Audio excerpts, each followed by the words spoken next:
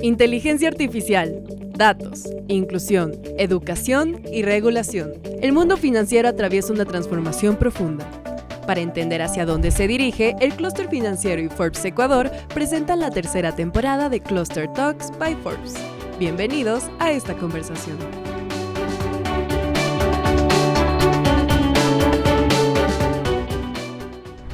Bienvenidos a el tercer capítulo de la tercera temporada de Cluster Talks by Forbes, una producción en conjunto con Clúster Financiero del Ecuador.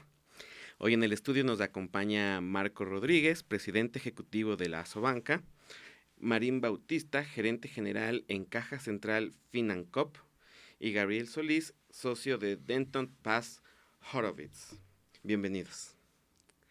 Los cambios regulatorios son las reglas que definen si un país puede tener un sistema financiero sólido, innovador e inclusivo.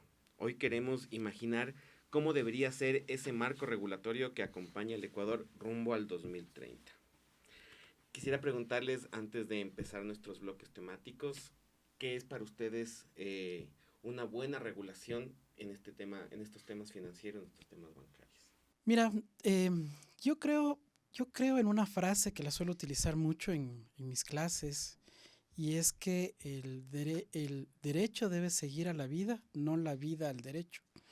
Es decir, la regulación tiene que adaptarse a las necesidades de un momento determinado y acompañar, en el caso de la banca, en el caso del sistema financiero, a dotar de solidez, estabilidad, confianza al entorno en el cual se va a desarrollar.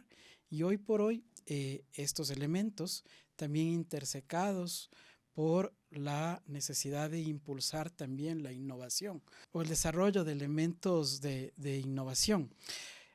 En ese sentido, el derecho, la regulación no debe convertirse en un óbice para la generación de nuevos productos, para mejorar la inclusión financiera, para mejorar la atención o el servicio al cliente, sino que esta regulación, en el caso de la banca, debe acompañar a la actividad financiera, protegiendo los intereses de todas las partes, protegiendo el debido funcionamiento del entorno, pero como dije, y con esto cierro, permitiendo el desarrollo de la actividad.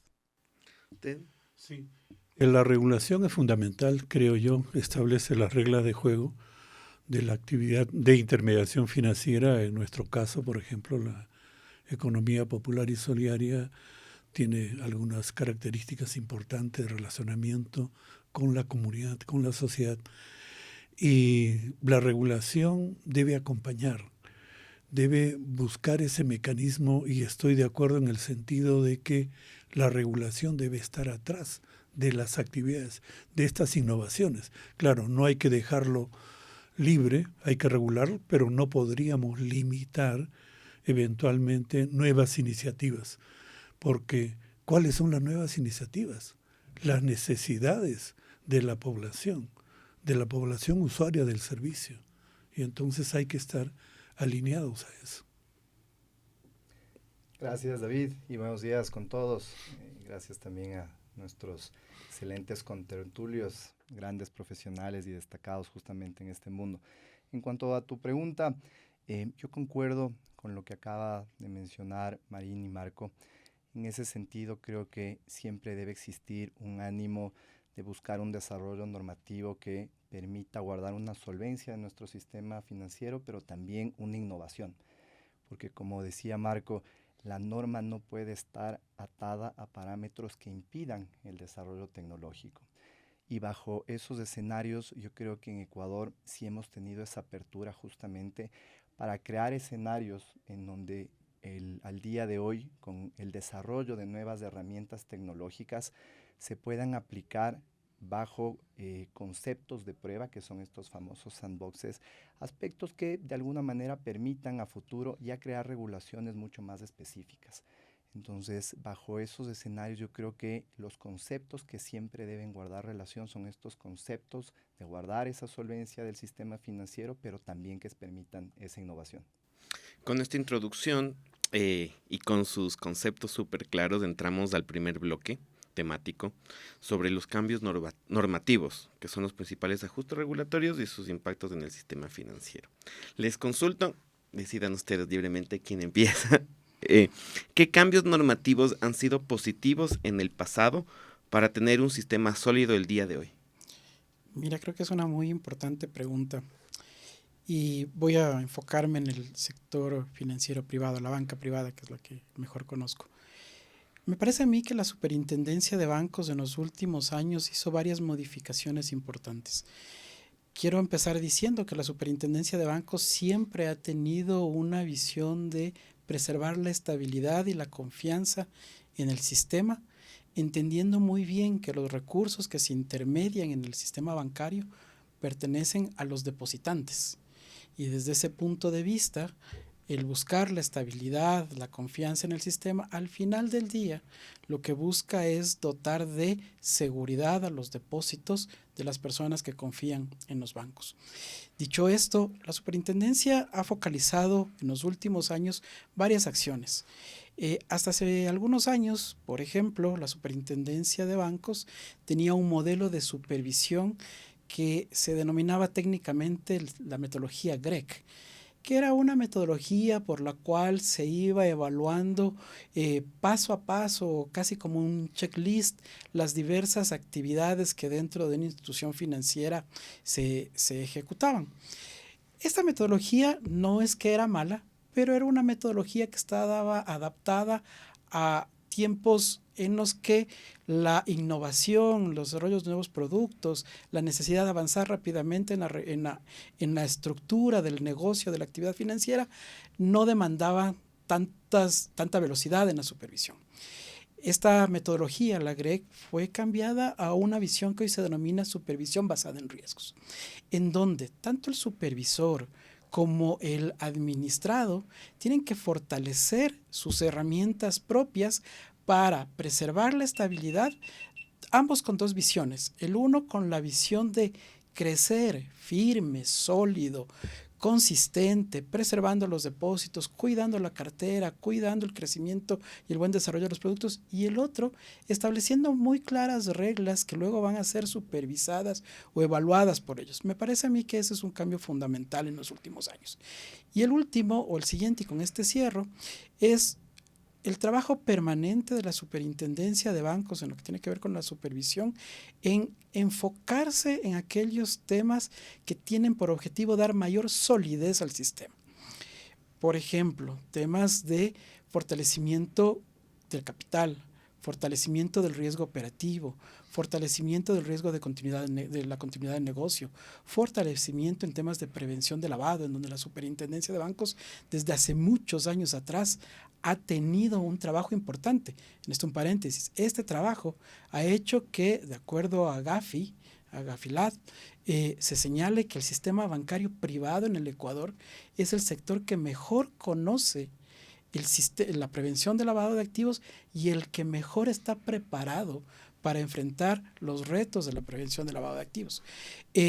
Pero hacia allá se ha focalizado mucho el trabajo de la superintendencia. Y creo que todo esto es lo que ha llevado a que en este momento el sector bancario privado tenga una morosidad de apenas el 3%, que la cartera de crédito crezca al 12%, que los depósitos crezcan casi al 15%, que la cobertura sea superior al 220%, es decir, el nivel de provisiones sobre cartera improductiva, indicadores que nos ponen muy por encima del mercado local, pero además, si lo miras a nivel regional, con indicadores que hablan muy bien de la estabilidad del sector financiero ecuatoriano.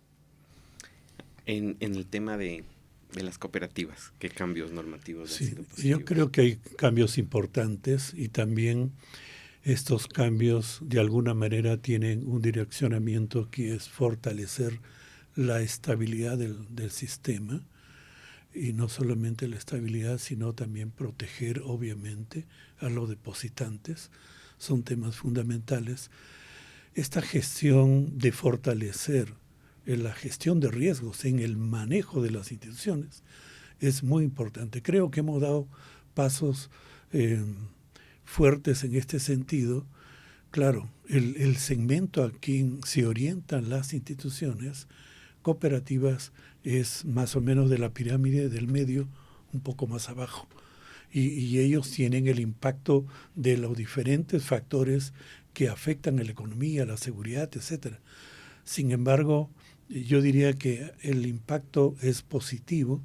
Por otro lado, el tema de la actualización del Código Orgánico Monetario y Financiero creo que también orienta en esa misma dirección, así como la unificación de las dos juntas de la regulación monetaria y la regulación financiera en una misma Junta de Política y Regulación Financiera y Monetaria, ya con una visión, creo yo, más unificada, con una visión más grande, y desde luego, todas estas tienden a mantener una estabilidad, un crecimiento ordenado, y desde luego que sean cada vez más solventes, más sustentables las instituciones. Ahora desde la parte jurídica. Desde la parte jurídica yo creo que podemos mencionar un antes y un después de lo que pudo existir a partir de la crisis del año 2000. Yo creo que eso fue una lección muy importante para todos los ecuatorianos. Hoy por hoy nuestro sistema financiero es un sistema financiero absolutamente regulado, lo cual es bueno en cierto grado para justamente, como mencionaba Marco y Marín, mantener esa solvencia del sistema financiero, realizar una supervisión por riesgos, pero a la vez impedir prácticas que en su momento ocasionaron esa crisis, como por ejemplo los famosos créditos vinculados. Hoy por hoy existe una prohibición expresa que permite también mantener esa seguridad de los depositantes en cuanto a sus recursos. Existe una mayor capacidad de las entidades de control para realizar estas supervisiones y también exigir a las entidades financieras tomar acciones desde un punto de vista preventivo, no reactivo. Es decir, que ante posibles deficiencias patrimoniales se obligue a las entidades financieras a fortalecer el patrimonio a través de incrementos de capital y demás que permitan justamente tomar medidas de una manera anticipada. Otro aspecto importante que existe hoy por hoy es justamente la garantía que tienen los depositantes sobre sus depósitos, al existir la Corporación de Seguros de Depósitos, que avalan que ante una situación extrema esos depósitos están asegurados hasta un monto aproximado de $30,000, en donde si se presentase una situación de riesgo en donde una entidad financiera no pueda asumir justamente todas sus obligaciones, existe también estos seguros de depósitos.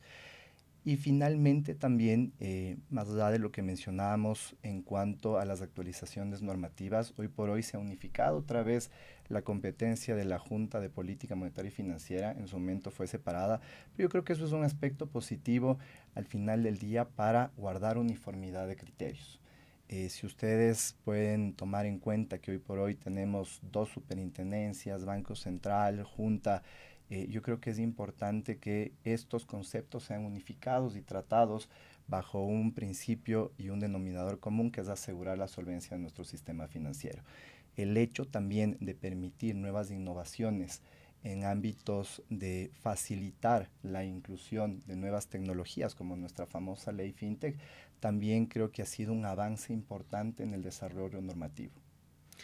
Yo les consulto porque los tres hablaron sobre la mitigación de riesgos, gestión de riesgos. ¿Cómo se hacía antes de esa gestión?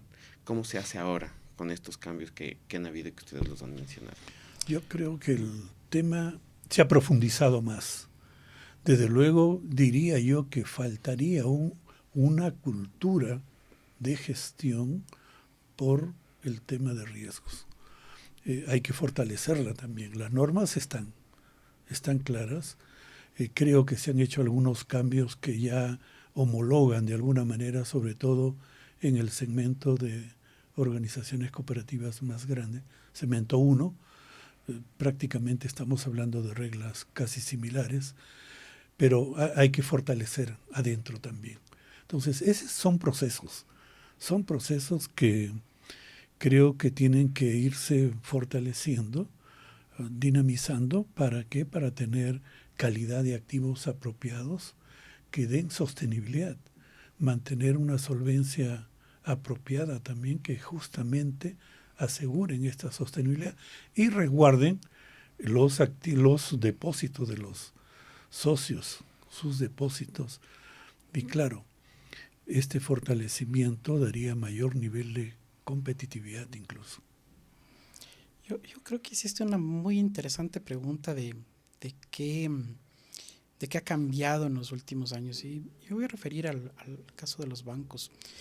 Si bien es cierto, como bien se señalaba, el Ecuador hace muchos años atrás aprobó el Código Orgánico Monetario y Financiero, que fue un cambio importante y sustancial frente a la anterior Ley General de Instituciones del Sistema Financiero, que a su vez cambió la Ley de Bancos, que fue la que duró muchísimos años. La de Instituciones del Sistema Financiero estuvo desde el 94. Si bien es cierto, y este código tiene, creo yo, desde mi punto de vista, serias deficiencias de visión del rol adecuado del supervisor y del regulador, pero que van siendo superadas, como bien decía Marín, con algunas reformas que se han venido haciendo. Pero más allá de eso, en el caso de los bancos, por la particularidad de que los grupos bancarios ecuatorianos operan desde hace muchos años atrás en otras jurisdicciones, como por ejemplo Colombia, Panamá, Estados Unidos, España, Perú, jurisdicciones en donde se aplican estándares mucho más elevados de supervisión y de control, hizo que esas prácticas se apliquen también en el Ecuador como un aspecto de autorregulación, de tal suerte que el manejo del riesgo operativo, por ejemplo, siempre se adecuó a las mejores prácticas internacionales. Y de hecho, y esto ha permitido también que los cambios que se van haciendo en los últimos años para adecuar también la normativa a estos estándares internacionales no hayan sido un shock de golpe para las instituciones, sino más bien una adecuación a lo que ya se venía haciendo, reforzando más estas prácticas. ¿Qué se hacía entonces antes? Como dije hace un momento, una primera pregunta que nos hacías, teníamos desde el lado del supervisor lo que se llamaba el MUS, el Manual Único de Supervisión, que tenía detrás una metodología que, como dije, se llamaba GREC, que lo que buscaba básicamente era mirar en una especie de checklist que se hayan ido cumpliendo ciertas actividades. Pero esto no permitía al supervisor ampliar más su visión de los riesgos adecuadamente. A las instituciones financieras no les permitía avanzar más rápido en el desarrollo de servicios o productos. Entonces me parece que la visión que existe hoy con la supervisión basada en riesgos es bastante más adecuada a la situación actual del sistema financiero. De acuerdo, y también complementando con lo que en su momento también se concibió como un ejemplo, ¿no es cierto? Todo el tema de Basilea ha sido considerado siempre en Ecuador como un modelo a seguir. Todos los principios que se establece en estos principios de Basilea son justamente aspectos que localmente los vamos adoptando y que el personal de control de cada superintendencia los utiliza justamente en estos ámbitos prácticos ya de control. Lo que veo como aspectos y deficiencias que pueden mejorar son justamente el entendimiento que debe existir sobre cada entidad que debe ser controlada. Y ahí me permito citar un ejemplo en particular. Tenemos nosotros en el sistema financiero entidades del sector financiero privado, entidades del sector financiero público, entidades de la economía popular y solidaria, y también tenemos entidades auxiliares del sistema financiero que no son entidades financieras, sino son compañías mercantiles. Muchas veces bajo esa rigurosidad de control quieren aplicar los mismos mecanismos de supervisión a entidades mercantiles que, si bien pueden dar un servicio auxiliar a las entidades del sistema financiero, no son por sí mismas entidades que tengan que tener un control absoluto. Si bien es cierto, pueden controlar esa actividad, hoy por hoy yo creo que se ha confundido esa capacidad de supervisión y existe un control excesivo y requerimientos excesivos para actividades, por ejemplo, como la cobranza, ¿cierto? Te exigen unos requisitos excesivos que obviamente son aplicables para entidades financieras, pero no para entidades que se dedican a este tipo de servicios como cobranza, como transporte de dinero. Obviamente, si es que estamos encaminados a un software que pueden utilizar para las actividades financieras, sí debería existir un control, pero ese ámbito de supervisión para mí sí se excede un poco, y es justo y lógico que siempre existe una evaluación basada justamente en este análisis de riesgos que permita dar un tratamiento específico a cada una de las entidades que conforman el sistema financiero. Chévere. Muchas gracias. Vamos ya a dar paso al segundo bloque. Esto es una mirada más al futuro. Las prioridades regulatorias para el Ecuador hacia el 2030, pensando que el 2030 está a la vuelta de la esquina. Nos quedan pocos años, 4 años para llegar a ese año. Pensando que en Ecuador hacia el 2030, ¿cuáles deberían ser las prioridades regulatorias para ampliar la inclusión financiera en el país? Mira, creo que lo que voy a señalar será compartido por los panelistas, fundamentalmente por Marín, que está en un sector importante, es 1/3 ya del sector cooperativo del sistema financiero. Creo que el principal desafío en el corto plazo para la normativa, para el desarrollo normativo en el Ecuador, es generar aquellas reformas que desencadenen el crédito. Y que permita que más gente pueda ser atendida por cooperativas, por bancos, por mutualistas, y sean extraídas del chulco. Escúchame bien, sean extraídas del chulco. Hace una semana, la Unidad de Análisis Financiero presentó el Plan Nacional de Lucha contra el Lavado de Activos. Y este Plan Nacional este año incorpora algo que hemos venido reiterando por mucho tiempo atrás, que uno de los elementos fundamentales contra los cuales tiene que luchar o construirse un escenario más favorable es la informalidad y la exclusión financiera. ¿Por qué razón? Porque ya diversos estudios muestran que en el Ecuador, al igual que en otros países, pero en el Ecuador, el chulco, la usura, es un brazo más del crimen organizado. El usurero, el chulquero, no es ya un problema de acceso a financiamiento de las personas solamente, es un problema de seguridad pública. Es una derivación de la minería ilegal, del secuestro extorsivo, del narcotráfico. De eso estamos hablando cuando hablamos de un chulquero. La señora, voy a poner un nombre y un ejemplo. La señora María, en el mercado Caraguay, en el mercado del Arenal en Cuenca, en el mercado de San Roque en Quito, todos los días llega al mercado a las 5 de la mañana y el chulquero del mercado se acerca y le dice: señora María, aquí están sus $100, a las 5 de la tarde usted me va a devolver los $100 más $10, más $15 o más $20, depende del chulquero. Un estudio de Equifax hecho hace unos años atrás mostró que la señora María del mercado Caraguay está pagando una tasa de interés anual de 1.238%. 1.238%. La señora María podría ser atendida por una cooperativa, podría ser atendida por un banco, podría ser atendida por una mutualista, pero no puede serlo aquí en el Ecuador, porque el sistema de tasas de interés que existe en el Ecuador expulsa a la señora María a manos de la usura, a manos del narcotráfico, a manos de la minería ilegal, a manos del secuestro extorsivo. Porque ahora resulta que la señora María, cuando llega a las 5 de la mañana, con mucho esfuerzo logró reunir algo de plata y ya no necesita esos $100 que le daba el chulquero. Pero el chulquero no quiere perder ese cliente. Entonces el chulquero a las 5 de la mañana va donde la señora María y le dice: señora María, aquí están sus $100. Y la señora María le dice: no, ya no necesito. No, señora María, usted sí necesita los $100. Pero para que usted recuerde que sí necesita los $100, a las 5 de la tarde usted me va a pagar $150. ¿Entendió, señora María? ¿Sí entendió?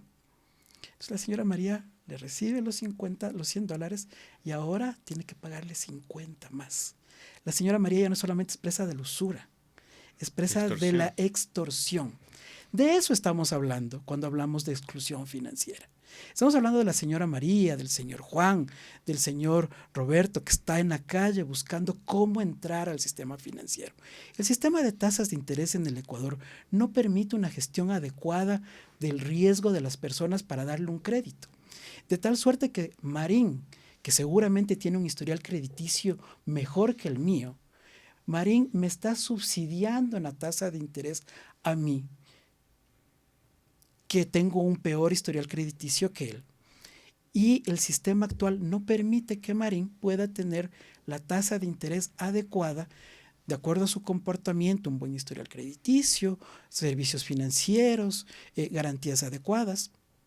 Y tiene que subsidiarme a mí, que he sido históricamente un mal pagador, pero que por ahí he logrado estar todavía en el sistema financiero y tenemos ambos la misma tasa de interés.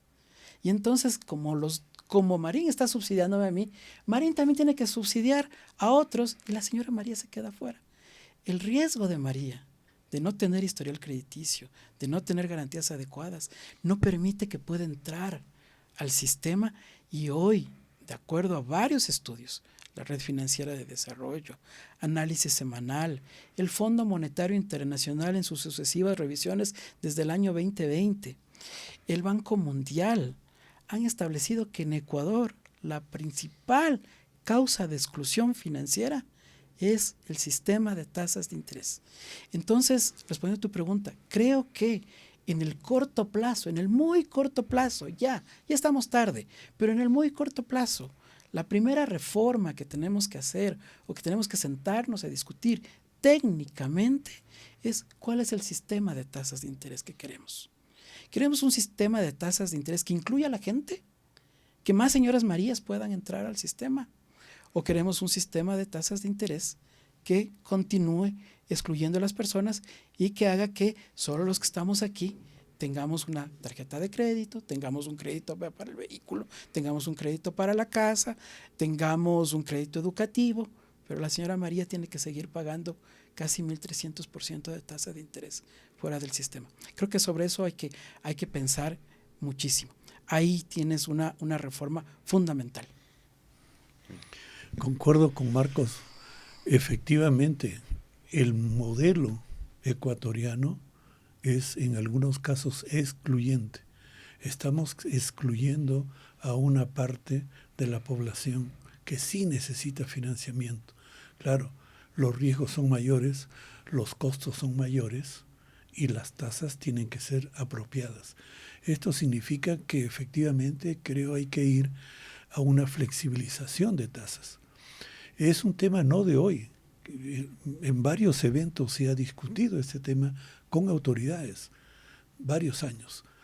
Creo que ya no deberíamos demorar más porque efectivamente los delincuentes que hacen extorsión sí concurren a estos mercados y a estas personas, digamos, de pocos recursos del mercado, etcétera, y ellos no piden garantía, porque la garantía tiene otra forma que ustedes me entienden, ¿no? Uh-huh. Lo que acaba de decir Marco, la extorsión, etcétera, y pagas porque pagas. Entonces, creo que tenemos que flexibilizar porque hay que ser inclusivos. Hay que incluir a estas personas que están en el chulco pagando esos costos hasta 1.200 a que paguen una tasa razonable y que se bancaricen, o sea, que se incorporen al sistema financiero nacional en las diferentes modalidades que existen. Ahora, con una mirada al año 2030, yo creo que hay algunas cosas que mejorar. Por ejemplo, en la economía popular y solidaria, nosotros tenemos una superintendencia que no sé si tengan todas las capacidades necesarias para poder supervisar, monitorear a las cooperativas. Tenemos aproximadamente 390 cooperativas de ahorro y crédito, pero la superintendencia tiene no sé cuántos cientos de ONGs a su cargo, tiene otras organizaciones que no son necesariamente de intermediación financiera, y por ahí yo creo que habría que reflexionar las autoridades en ver cómo especializamos una superintendencia a lo que es intermediación financiera del sector financiero popular y solidario, y los otros temas que creo que hay que supervisarla también, pero en otra instancia, o si no, darle las capacidades suficientes. Yo también creo que, claro, hay que mejorar y seguro en la supervisión, y para el año 30 yo creo que hay que estar más cerca de las normas de Basilea. ¿Cómo nos vamos alineando a Basilea? Porque son sanas prácticas, digamos, internacionales. Esto va a beneficiar a todo el sistema financiero. Obviamente habrá que no sé si aplicar alguna gradualidad. Las cooperativas, por ejemplo, del Cemento 1, estuvimos hace años bajo el control de la Superintendencia de Bancos. Y el 2014, cuando ya estaba operativa la Superintendencia de Economía Popular y Solidaria, trasladamos a la economía popular y solidaria. Algunas instituciones, como la que represento, mantenemos más o menos esos estándares. Pero, y no veo tampoco mucha brecha que digamos, pero es bueno ser prudentes. En una economía tan volátil como la nuestra, que está sujetos a varios factores adversos sociales, ahora este tema delincuencial de seguridad, es un tema bastante complicado que creo yo las autoridades tendrán que reflexionar sobre este tema. ¿Me permite solamente un minuto? Sí. Yo creo que Marín acaba de tocar un tema muy importante, la estabilidad general del sistema, la importancia de la seguridad sistémica. Y hay un principio en Basilea fundamental que es vigente desde los años 80, Marín lo debe conocer muy bien, que dice que ante la misma actividad hay el mismo riesgo y en consecuencia tiene que haber la misma supervisión y regulación. Por eso lo que dice Marín es muy importante. Todo el estándar normativo en el Ecuador debe tender hacia fortalecerse y hacia, como bien lo señalaba, establecer criterios de gradualidad, de tiempos para la adopción, eso sí, pero ir creciendo cada vez más en los mejores estándares internacionales. Perdón que me haya tomado bien, de eso un se minuto. trata, que nos interrumpamos, que generemos una rica conversación sobre estos temas. Cuéntenos, doctor. Muy interesante y bajo la perspectiva de que estamos más cerca del 2030 que del 2020, creo que uno de los principales retos que hoy por hoy tenemos en el ámbito del sistema financiero es fortalecer la institucionalidad. ¿Qué es lo que nos ha pasado en cada cambio de gobierno? Llega una nueva administración con nuevas ideas y dicen, ¿saben qué? Mejor dividamos a la Junta, mejor unifiquemos a la Junta, mejor dividamos las superintendencias. Y entendemos que muchas veces exista justamente ese deseo de mejorar esa supervisión que puede existir sobre las entidades del sistema financiero, sobre los auxiliares de pagos, sobre los auxiliares del sistema financiero, pero debemos finalmente proyectarnos a guardar esa institucionalidad. Es muy importante que guardemos esa unificación bajo los principios de Basilea, en donde hagamos un solo espíritu de cuerpo encaminado a fortalecer el sistema financiero. Y eso lo que nos va a dar es justamente una mayor y mejor institucionalidad. Eso como concepto 1. Como tema 2, es muy importante que bajo ese concepto de institucionalidad se otorgue una independencia adecuada a cada uno de los organismos de control. Que cada uno de los organismos pueda funcionar de manera independiente y objetiva y no sometido tal vez al interés particular que puede existir de alguien que sea ajeno a esa entidad de control, que exista una independencia institucional de cada una de las entidades para que puedan realizar un trabajo adecuado y no dirigido. Es decir, que esa supervisión sea una supervisión encaminada justamente a guardar la estabilidad y fortalecimiento del sistema financiero. Y como tercer concepto, creo que guardando la relación de lo que acabaron de mencionar, es justamente encaminarnos a esa mayor inclusión financiera. Hoy afortunadamente las barreras de distancias se acortan con el desarrollo tecnológico, y yo creo que tanto la banca privada como la economía, las entidades financieras de la economía popular y solidaria han sido muy enfáticas en guardar principios de sostenibilidad en esa inclusión financiera. El avance tecnológico lo que nos permite es que justamente se acorten esas distancias, se acorte el impedimento, barrera que en su momento podían tener las personas que viven en zonas rurales de poder acceder a entidades financieras reales y no acudir al chulco. Y cómo se puede promocionar o fortalecer esto es justamente a través de canales tecnológicos, el Internet, por ejemplo, el desarrollo de las famosas aplicaciones de las entidades financieras. Hoy por hoy tenemos la gran ventaja de que a través de una aplicación podamos no solo abrir una cuenta bancaria, sino a su vez solicitar líneas de crédito en tiempo real. ¿Y cómo funciona esto? Porque varios actores se han unificado en todo este proceso. Tenemos justamente ese análisis de riesgo crediticio a través de las distintas compañías que trabajan ya con las entidades financieras y que funcionan a través de una aplicación. La misma aplicación te da tu scoring crediticio, y creo que justamente esa inclusión financiera basada en esos aspectos de sostenibilidad en los cuales las entidades financieras están trabajando, yo creo que va a permitir justamente crear una mejor inclusión financiera a través también de una educación financiera adecuada, no en las principales ciudades del país, sino en las zonas más alejadas, en las zonas rurales, en donde el campesino necesita acceder a un crédito con tasas adecuadas, como mencionábamos antes, pero que lo pueda acceder de una manera ágil, de una manera directa, sin tener que, de alguna manera, depender del chulco. Entonces, bajo esos escenarios, nuestro enfoque encaminado a ese 2030 creo que también debe tocar este punto importante de inclusión financiera basado en los aspectos que acabo de mencionar. Y para lograr esa inclusión financiera también se tiene que acortar esa brecha tecnológica, ¿no?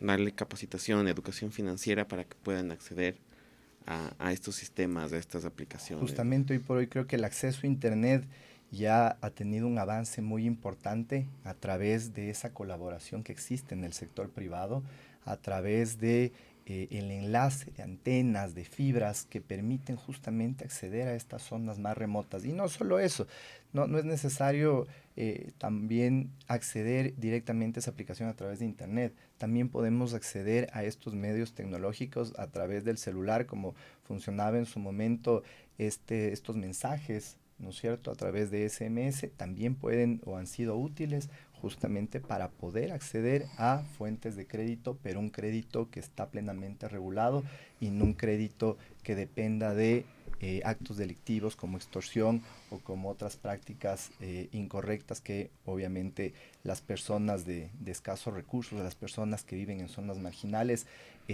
no pueden tener acceso justamente a entidades financieras que les permitan acceder a mejores líneas de crédito con mejores condiciones.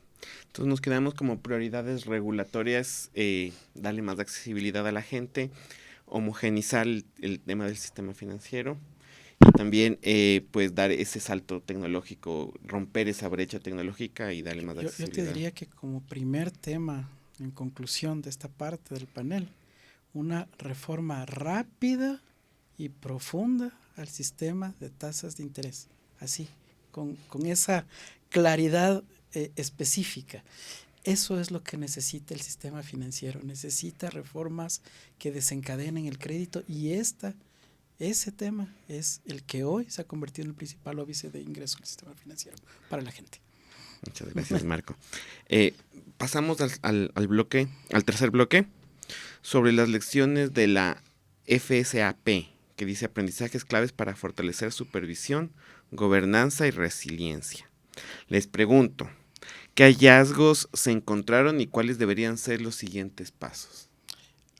Bien, el FSAP, que es lo que señalabas tú, es un estudio que hace periódicamente el Fondo Monetario Internacional a diversas economías. Es un estudio profundo que en el caso ecuatoriano duró cerca de 2 años, entre el periodo de análisis y el periodo de la elaboración del informe y la presentación. Es profundo porque además abarca a todas las entidades a todos los sectores controlados, es decir, bancos, cooperativas, mutualistas, sector fintech, a todo lo que tiene que ver con el sistema financiero. Pero no solo eso, sino también a los supervisores y su trabajo, y a los reguladores y su trabajo. Y al análisis de todo esto, el Fondo Monetario elabora un informe y establece cuáles son las brechas regulatorias, las brechas con las mejores prácticas, qué debe hacer el país para mejorar en diferentes aspectos. Me voy a concentrar en los temas que dejó claramente establecido el EFSAP en el año 2022, 23 ya. El EFSAP lo que dijo para el sistema financiero fueron buenas noticias. En una parte dijo que el sistema financiero privado es un sistema financiero que está muy solvente, que tiene un exceso regulatorio de solvencia. ¿A qué me refiero? En el caso del Ecuador, la solvencia es del 9%, de acuerdo al Código Monetario. El sistema financiero tiene históricamente, por su sistema financiero privado, por sobre el 14%. Señaló que tenía buenos y adecuados índices de liquidez, señaló que había adecuados índices de cobertura también en el sistema bancario privado, pero dejó varios desafíos. Y mira tú, lo que acabas de preguntar es bien interesante porque el EFSAP precisamente señala que una de las primeras reformas que tiene que abordar el Estado ecuatoriano ya como Estado es la reforma al sistema de tasas de interés, porque indica que esta es causa de exclusión, por un lado, pero además, en muchos de los casos, genera también ciertos comportamientos atípicos o que no son los más adecuados dentro de un sistema financiero. Y voy a ejemplificar. Si uno mira los datos del 2025, para mirar los datos más recientes, en el 2025 la cartera de crédito creció en el 18%, los nuevos créditos crecieron en el 18%. Es decir, existió mucho más crédito que en el año 2024, casi el 20% más de crédito, un monto bien importante. Pero si uno mira por el número de clientes que accedieron a crédito, este solamente crece el 4%. ¿Qué quiere decir eso? Que estamos, tanto cooperativas como bancos, como mutualistas, dando crédito a las mismas personas que ya tienen crédito. Estoy seguro, a ti te ha pasado, estoy seguro que a todos los que estamos aquí nos ha pasado que ya tenemos una tarjeta, pero nos llaman instituciones para ofrecernos otra tarjeta. Ya quisiera la señora María del Mercado Caraguay recibir una llamada para que alguien le diga: señora María, aquí está su tarjeta de crédito. Ya tiene ahora un cupo de $100, de $200, de $300 y ya va a poder usar esa tarjeta. Pero no, la señora María no recibe nunca esa llamada. Nosotros recibimos de estas llamadas muy frecuentemente. Entonces el EFSAP dice, eso no debe pasar. El mercado tiene que abrirse. Y para lograr que esto se abra hay que entrar en reformas como el tema de tasas de interés. El EFSAP también dice que hay otras reformas tales como el tema del manejo de la liquidez. Esto es un poquito técnico, voy a tratar de simplificarlo mucho. Y es que las instituciones financieras, las instituciones bancarias, de sus recursos tienen que destinar cierto monto a inversiones que hacen en títulos del Estado o cierto monto a contribuciones que hacen a instituciones estatales fundamentalmente. Esto hace que de los $100 que tiene una institución bancaria para prestar, más o menos entre 13 y 15 dólares tengan que destinarse a contribuir, a comprar papeles, etc. Uno dice, ¿y esto es bueno, es malo? ¿Qué es lo que pasa con esto? Lo que pasa es que de los $100 que yo tendría para prestar, ya tengo solo 87 dólares. Entonces son 13 dólares que dejo de prestar. Lo que dice el Fondo Monetario, el EFSAP, es Ecuador tiene que trabajar también en esto porque esta necesidad de quitar liquidez al sistema financiero afecta también a la posibilidad de crecer más en el crédito. Y acá también deja algunas recomendaciones en relación a la carga fiscal que tienen y cómo trabajar en ello. Hay otros desafíos menores, pero yo diría, o elementos menores, pero yo diría que estos dos son fundamentales en lo que tiene que ver con el sistema bancario privado. A otros sectores les deja otras tareas, mercado de valores también, por supuesto, pero de ellos no me voy a referir, me refiero solo a estos. Sí, yo creo que hay algunas recomendaciones muy potables, como la que acaba de señalar Marcos. Claro, ellos pintan un sistema financiero nacional potente, sólido, etcétera. Claro, también señalan oportunidades de mejoras. En estas oportunidades de mejoras también está el enfoque, digamos, más potente a la supervisión por riesgos en el lado de la economía popular y solidaria. Y eso es importante, porque efectivamente la medición, el crédito es un riesgo, digamos, una confianza en el socio, pero está sujeto, digamos, a diferentes factores. Hay que medir, etcétera. Y la supervisión también tiene que estar enfocada en esto. Y con ello, de alguna manera, impulsaría a una mejor gestión, a las instituciones también, fortalecerse en las capacidades de gestión. Y bueno, yo creo que por ahí va el tema más bien del fondo, aparte de lo que ha señalado ya Marcos y tasas de interés, también creo que es un tema que estamos en deuda para discutirlo y las autoridades deberían revisarlo. Por lo demás habla de un sistema, ya señalé, digamos, solvente, que eso es bueno, y hay un tema de confianza.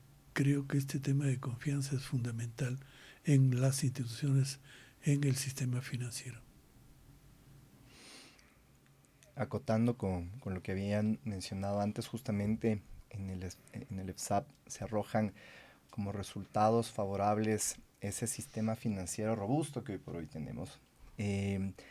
Pero también, como parte de los retos que hablamos antes, hace una señalización sobre qué nos hace falta, y es justamente el fortalecimiento de esa institucionalidad.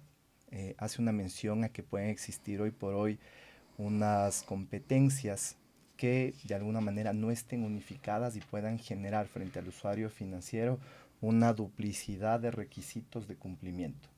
Por ejemplo, tenemos las dos superintendencias, Banco Central, y en para cada uno de los procesos o trámites te piden el mismo requisito en las tres entidades, cuando en realidad te deberían pedir solo una vez. De hecho, nuestro marco regulatorio establece en la Ley para el Fortalecimiento de Trámites Administrativos que si una entidad ya cuenta con un documento, otra entidad pública no debería hacerlo. Entonces, hace una mención a que esto debería tratarse, evaluarse y hacerlo mucho más eficiente.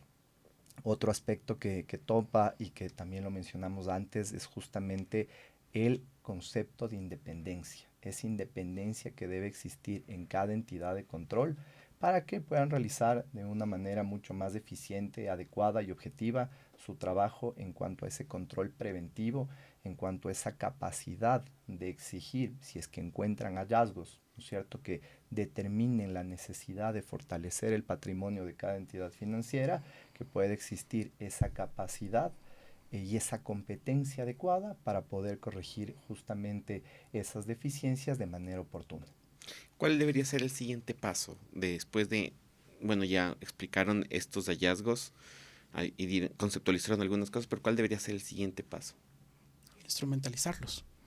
Es decir, por ejemplo, el tema de las tasas de interés está en manos hoy de la Junta Financiera y Monetaria, lo cual, como se ha dicho varias veces acá, es positivo porque hasta el año pasado teníamos dos juntas en donde la una quería hacer lo que le parecía atractivo, y si era atractivo querían hacerlo las dos, pero si veían que era algo medio complejo nadie lo quería hacer.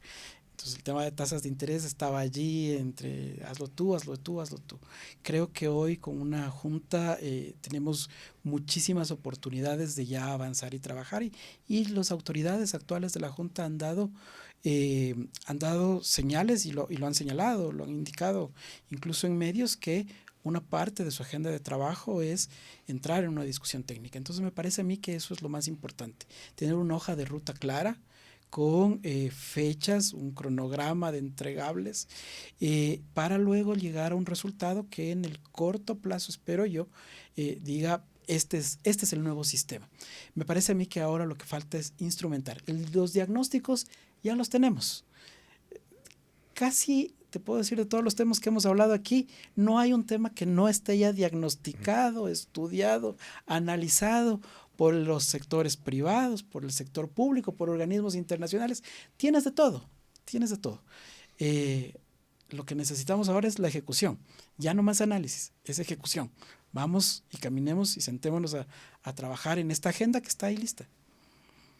Fantástico, muchas gracias, Marco. Yo me permitiría ahí añadir un aspecto importante, y es que, volviendo al concepto de institucionalidad, justamente la nueva Junta, que ya la tenemos unificada, ya tenga esas competencias claras y definidas, que el día de mañana en un cambio de gobierno no la vuelvan a dividir, que el día de mañana en un cambio de gobierno no esté sometida nuevamente a un proceso de designación, que es lo que nos pasó hace poco. Tenemos 2 juntas. ¿Por qué? Porque en su momento hubo una ley que no estuvo bien instrumentalizada en cuanto a la fundamentación del carácter de económico urgente, que hizo la Corte Constitucional, declaró inconstitucional la norma, y por lo tanto la Junta que acababa de posesionarse en la Asamblea ya quedó sin funciones y regresó a la anterior Junta. Eso, de cara a una búsqueda de institucionalidad, no puede pasar. Yo creo que es muy importante, como decía Marco, empezar a ejecutar, pero ejecutar con principios claros, transparentes, y que no estén sometidos al autoritarismo del gobierno de turno, sino que les permita funcionar, como decía este informe, de manera independiente. Fantástico. Sí, yo creo que falta también fortalecer la confianza pública. Tenemos inseguridad jurídica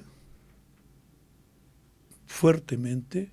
El año pasado tuvimos una ley, una reforma a la ley de integridad pública, donde se pretendía cambiar de sociedades de personas, que son las cooperativas de ahorro y crédito, a sociedades de capitales, sociedades anónimas, para ser supervisadas por la Superintendencia de Bancos. Yo creo que no hay que cortar trochas, creo que hay que fortalecer los sistemas que tenemos. Hay oportunidades de mejora, desde luego que hay oportunidades de mejora. Hay que enfrentar esas oportunidades de mejora. Y en ese sentido fortalezcamos los sistemas. Ya dijo Marcos, el sistema de la economía popular y solidaria pesa casi el 30% de todo el sistema financiero nacional, con más de 7 millones de personas que son parte del sistema cooperativo de ahorro y crédito, y por el orden de 30,000 millones de dólares en activos. O sea, hay una participación muy importante. En vez de partirlos o tratar de reducirlo, hay que fortalecerlos. Y no solamente es Ecuador, hay en el mundo este tipo de organizaciones. No voy a irme hasta Alemania, aquí en Brasil. Y nosotros tenemos, por ejemplo, convenios con redes del Brasil para fortalecer no solamente los lazos, sino también el sistema cooperativo ecuatoriano. Y esas cosas de inseguridad crean mucha incertidumbre. Creo que tenemos que ser serios. Hay una constitución de la República que está vigente, y bueno, hay que conversar, hay que dialogar, y hay que, fortalecer esa confianza pública. Muchas gracias, Marín. Para cerrar, les voy a hacer una pregunta, la misma pregunta. La idea es que me la respondan con una sola frase, ¿no? Si tuvieran que definir en una frase cómo se imaginan la regulación financiera del Ecuador en 2030, ¿cuál sería? Moderna e inclusiva y técnica. Sí, yo creo que también debe ser, claro, acorde a las necesidades de la sociedad, y hay que entrar a la tecnología, a la modernidad, a la innovación, y que esto, sea acompañada de regulaciones apropiadas que no desestimule, más bien que estimule. Estamos en un cambio tecnológico muy fuerte y hay que sintonizarnos con ellos. Innovación, certeza y claridad. Es lo que necesitamos justamente de cara al futuro. Ya tenemos bases. Estas bases deben justamente tener esa solidez necesaria para a futuro tener esa certeza, esa objetividad, esa claridad, esa independencia y esa institucionalidad. Muchas gracias. Con esto damos por cerrado este capítulo de la tercera temporada de Cluster Talks by Forbes, con producción también de Cluster Financiero del Ecuador. Les agradecemos, Marco, Marín, Gabriel, por su presencia acá y valoramos mucho los conceptos que nos han brindado, sobre todo el tema de tasas, de fortalecer el sistema, de homogenizar también conceptos. Muchas gracias, muy valioso para todos y para la gente que nos escucha y nos ve a través de nuestros canales.